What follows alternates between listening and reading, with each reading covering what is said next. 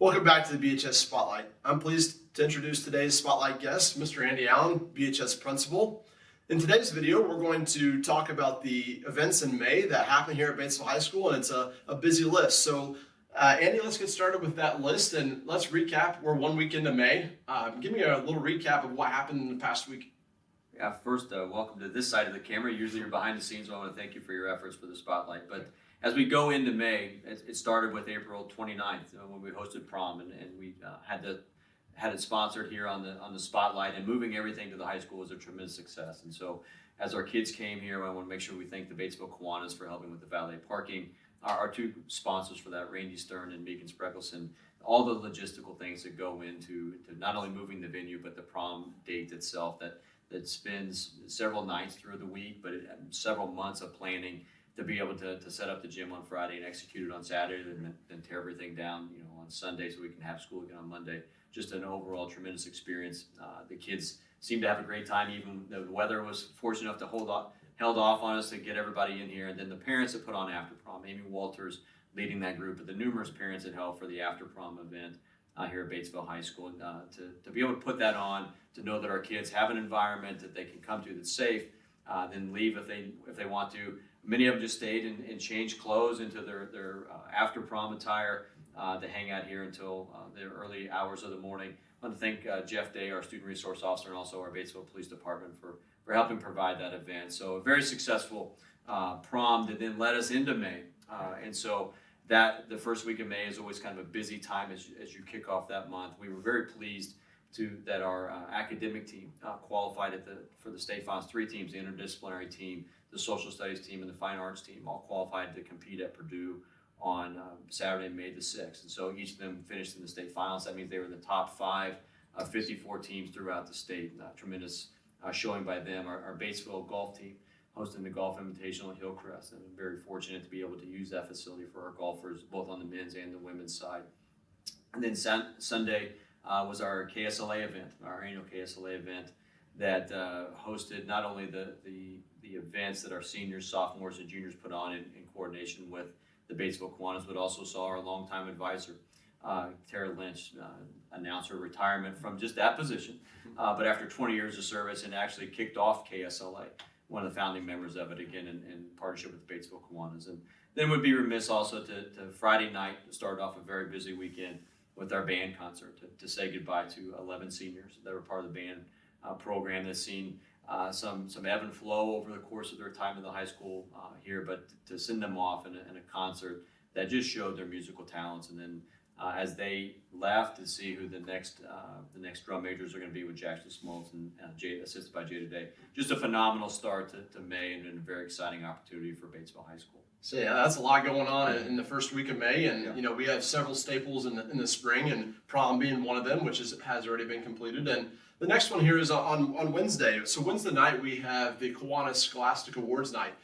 Many view this as the most prestigious award here at BHS. What can our viewers or attendees expect to see on Wednesday night? Yeah, without a doubt, it's our most prestigious academic awards. We're going to highlight those individuals that hit a very high GPA requirement for either 1 semester, 3 semesters, 5 semesters, and then the highest academic honor that you can get from us, the Kiwanis Scholastic Awards. Used to be the JC's Scholastic Awards as they transitioned to the Kiwanis.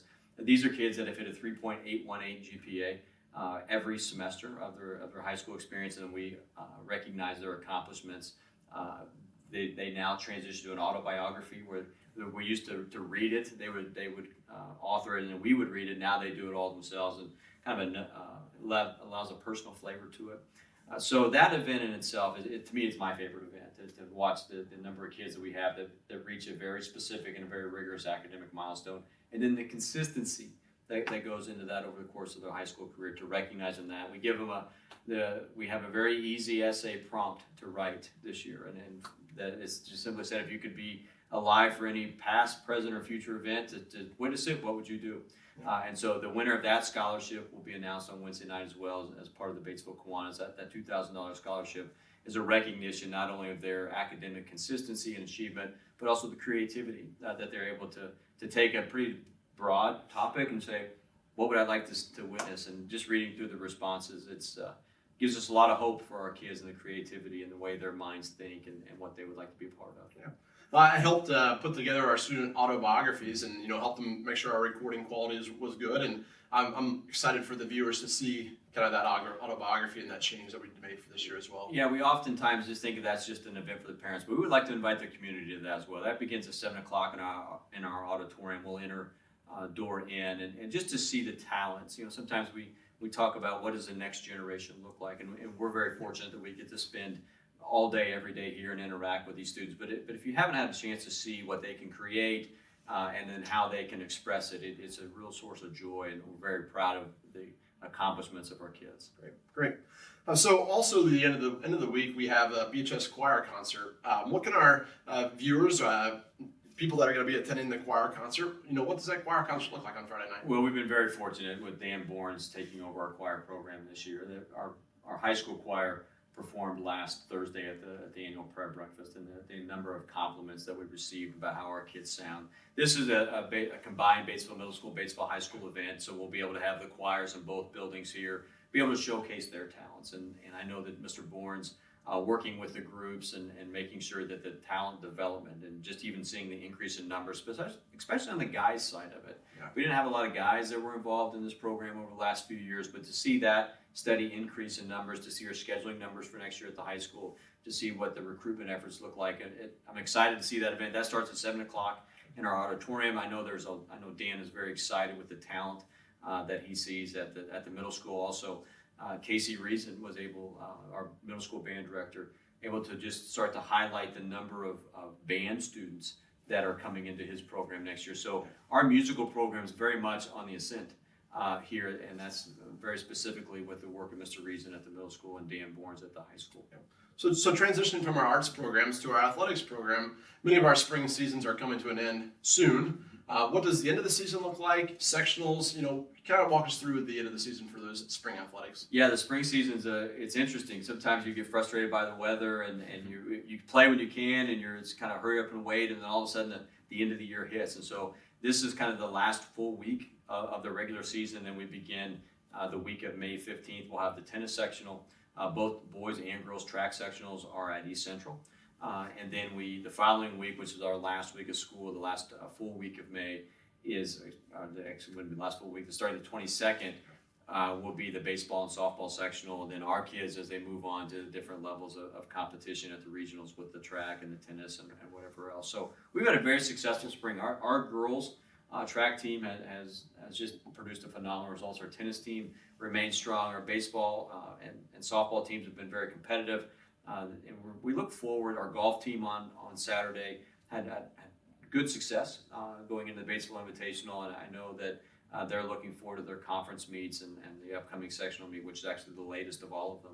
So, spring sports is very quick, but at the same time, it gives you a chance to get out and enjoy the weather. And as the weather turns nice, we're really excited for our kids to get into the conference season. And then also looking ahead to the sectional postseason success that we anticipate will come. That's great. So Wednesday nights around here are usually pretty quiet. We have the Scholastic Awards on May the 10th.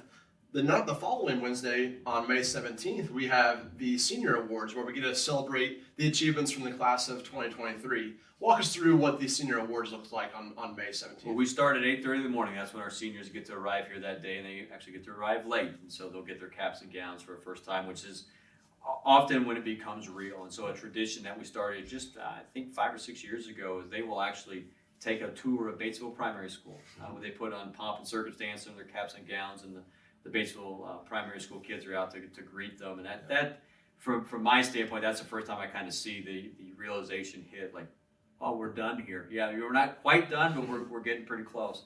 And then we let the seniors especially celebrate that day. So they'll have a little outing in the afternoon or in the mid-morning they'll go to, and then they come back for a senior-only dinner if they want to participate. And then that Senior Awards program is when all of the scholarship money that we award is recognized. That begins at 6:30 in our auditorium.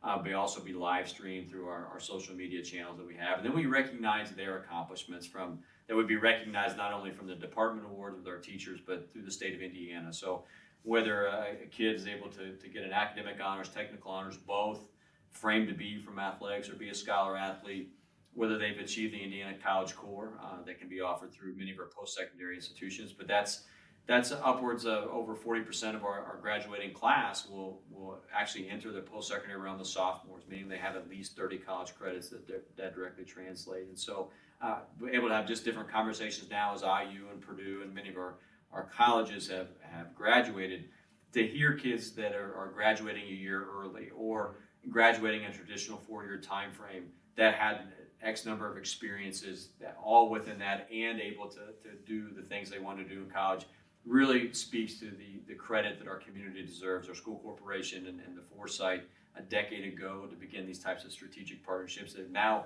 through our work with Ford NGL and just different community partners, we're looking to expand yet again, not only on the 4-year college side, but right into the workforce. And at our KSLA event yesterday, we saw many of our kids that are doing some different hybrid experiences. They're getting right into the technical field. So all of that stuff will be celebrated on the 17th of May, starting at 6:30 in our auditorium. There's a lot of money that our kids have earned, and I have the pleasure of sitting on a lot of scholarship committees. And it's really impressive what our kids are able to do and the aspirations that they have for themselves, the creativity, how they want to go about it. It's an exciting night, and we obviously would invite anybody that wanted to come out to honor our seniors at 6:30 on Wednesday evening. Yeah, I go through the school and I see all the displays of the students with their graduation and what they plan to do next. It's really impressive, and I look to celebrate the class of 2023 on May 17th. So finally, we wrap up May with our last student day, our graduation practice, and then also graduation itself.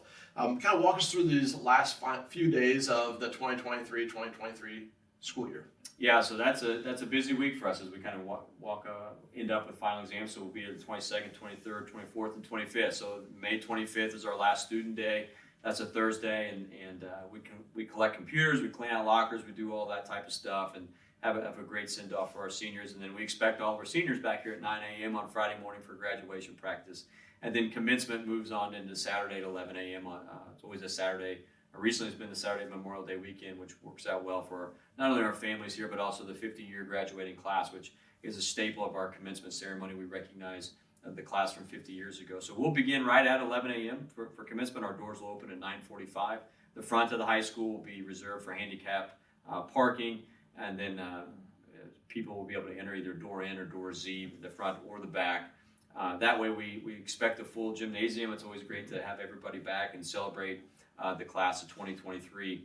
We just look forward to that event. We always want to be done in an hour, so we know people want to get out and enjoy the Memorial Day weekend, also the numerous gatherings. They're going to be there to celebrate our graduates. So Saturday, May 27th at 11, we'll start it, and we'll be done before the severe weather sirens go off at noon. All right, so as you've heard today, we've went through a lot of numerous events going on in May. I want to thank Mr. Allen for giving us the preview of the month of May. Again, this is the BHS Spotlight. Thanks for watching. Thank you.